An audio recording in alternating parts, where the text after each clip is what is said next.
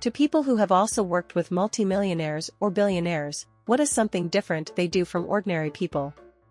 One old money-rich person treated me to a fancy meal and she was super polite and nice and tipped well. What struck me was the decisiveness and confidence that everyone there would cater to her, and they did. She wanted X dish that they didn't make that day and they made it. The one that sticks with me was at the end she said, "I want a cappuccino with something. I want them to put a design on it like I've gotten cute cappuccinos in my life. It doesn't even cost extra." It never occurred to me to just ask for everything I want all the time. This was the same person that on a business trip hugged me after the flight. I did it, woman-thorned. Me, "Oh, was this your first time in economy?" And she goes, "No, flying commercial, just so we all understand how rich." He managed time very differently than anyone I was used to. E.g., our meeting with him began precisely on schedule, lasted 30 minutes, and there was no chit-chat. Before this meeting, we had a pre-meeting with his admin to discuss expectations. The admin explained that we had to be on time, no introductions/titles, just name, no small talk, no marketing, be prepared to answer technical and financial questions quickly and succinctly.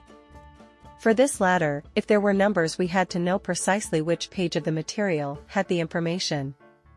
When the meeting took place we were brought in exactly to the second at the start time. Sat down and within 30 seconds he was asking us all manner of questions. I had to field technical questions that appeared to be asked not so much for whether my answer was right, but that I didn't hesitate. I also gained a healthy respect for my manager as he was sharp and answered quickly and accurately. I was born to working-class parents who made it to the upper middle class and put me in old New England prep schools, so I grew up around a lot of super rich people, despite not being one myself. There were exceptions, but generally, the old money families were pretty humble and unassuming.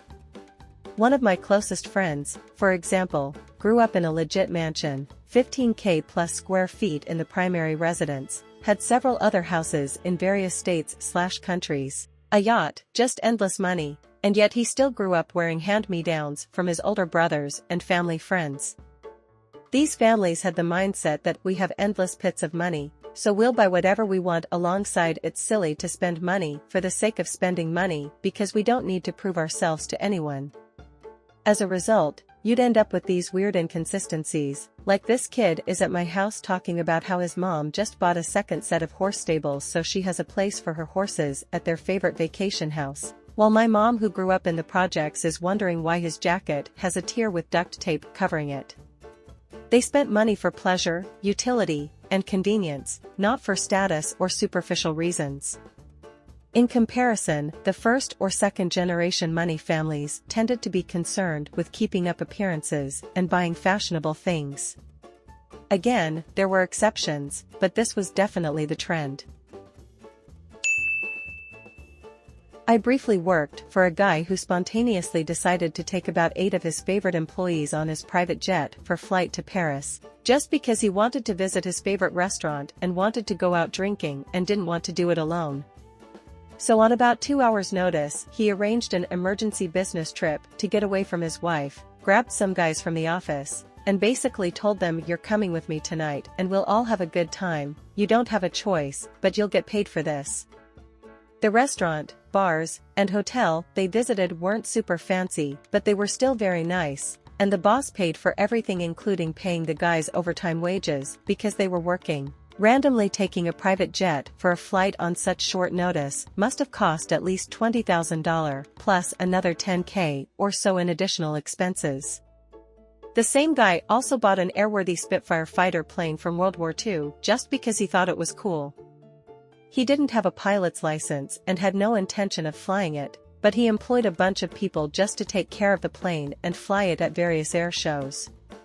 He did put his company name on the side of the plane, so I guess the excuse he used to justify the purchase was that the plane was a way of advertising his company.